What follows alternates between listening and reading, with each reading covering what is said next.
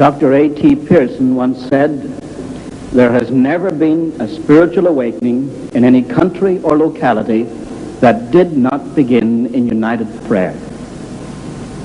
I'd like to talk to you today about what God has done through concerted, united, sustained prayer.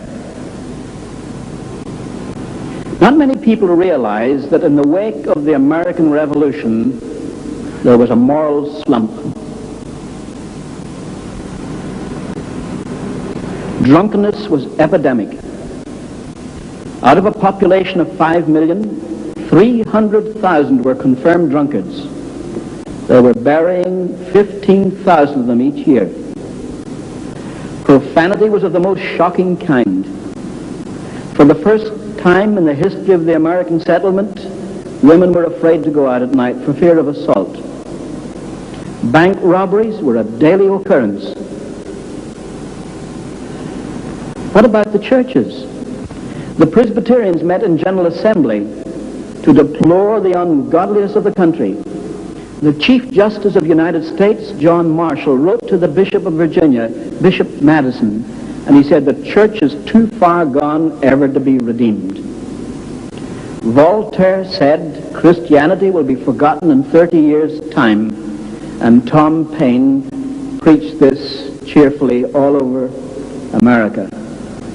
In case you think it was the hysteria of the moment, Kenneth Scott Latourette, the great church historian, said, "It seemed as if Christianity were about to be ushered out of the affairs of men.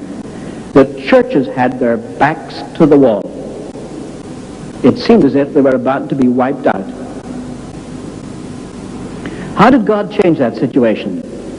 It came through the concert of prayer. Now, conditions deteriorated in the middle of the 19th century. Why?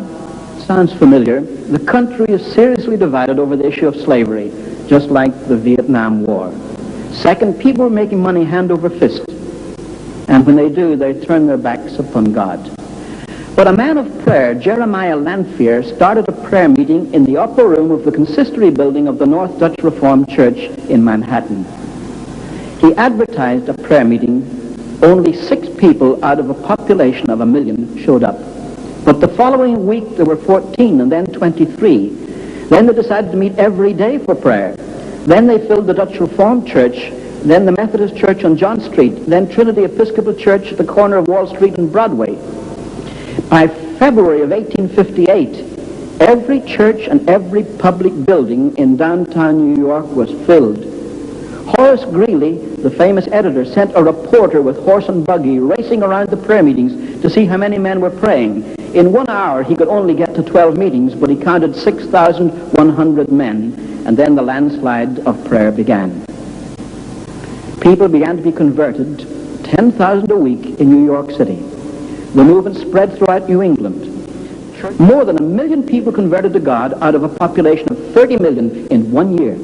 And that revival jumped the Atlantic, broke out in Northern Ireland, in Scotland, in Wales, in England, South Africa, South India. Anywhere there was an evangelical cause, there was a revival, and its effect was felt for 40 years. It began in a movement of prayer. It was sustained by a movement of prayer. And it began through a movement of prayer. It began with prayer meetings all over the United States. And soon there came the great time of harvest. So what's the lesson we can learn? It's a very simple one. It's that familiar text. "If my people called by my name shall humble themselves and pray and seek my face and turn from their wicked ways, then I will hear from heaven and will forgive their sin and will heal their land." What's involved in this? God expects us to pray.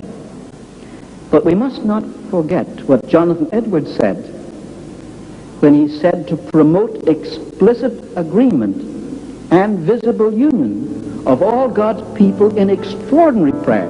But you folk who are here, those who listen to my voice, must take it back to your churches. And when they're prepared to set aside time to pray for a spiritual awakening, that's when God is going to answer. Now some people say that means then it's up to us. Oh no, we can't say that either. Matthew Henry said, when God intends great mercy for his people, he first of all, sets them a-praying. Even God is sovereign in this matter. But we must respond. He has chosen never to work without our cooperation.